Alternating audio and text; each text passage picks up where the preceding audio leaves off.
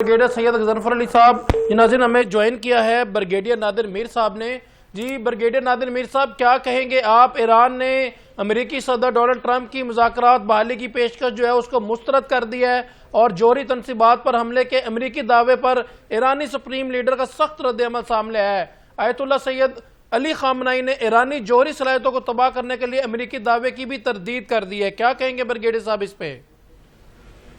Iran जो है वो अपने यानी ईरान के न्यूक्लियर प्रोग्राम को आगे चलाने के ऊपर कायम रखता है, तो तभी ये स्टेटमेंट आया है और ये सारी बात हुई है। क्योंकि पिछली लड़ाई जो हुई थी इसराइल प्लस अमेरिका की ईरान से, जो एयर वॉर थी, बुनियादी तौर से मिसाइल्स और ड्रोन्स और एयर की हवाई जहाजों की जंग थी, उसमें ईरान के अंदर जो बुनियादी टारगेट था इसराइली एयरफोर्स का और खासतौर पर अमेरिका के बॉम्बर्स का, वो ईरान का न्यूक्लियर प्रोग्राम ही था। आपको याद है कुछ चंद महीने पहले हुआ।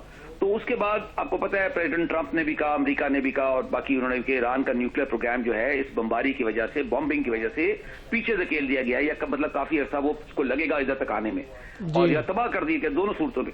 तो ईरान ने उसके खिलाफ ये स्टेटमेंट दिया। पहले भी कहा था उन्होंने, अब मजीद उनके लीडर कह रहे हैं जिसका, और वो आगे ये भी कह रहे हैं कि वो अपना प्रोग्राम चलाएंगे आगे, न्यूक्लियर प्रोग्राम।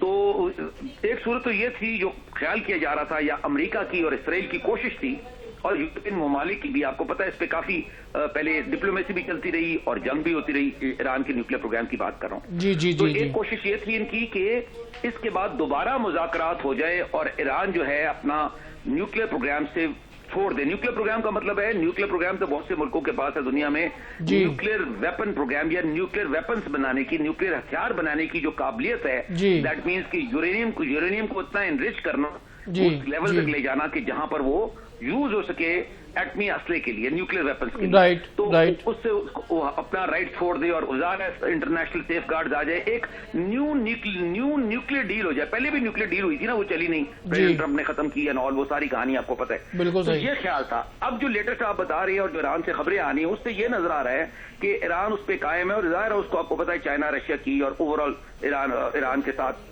अच्छे ताल्लुकात है, सपोर्टिव है ये बड़े मुल्क जो है। लेकिन बेसिकली ईरान उस पे अपनी न्यूक्लियर पाथ पे चल रहा है, it is on going with this nuclear program. तो इससे जो बड़ा खदशा ये है कि न्यूक्लियर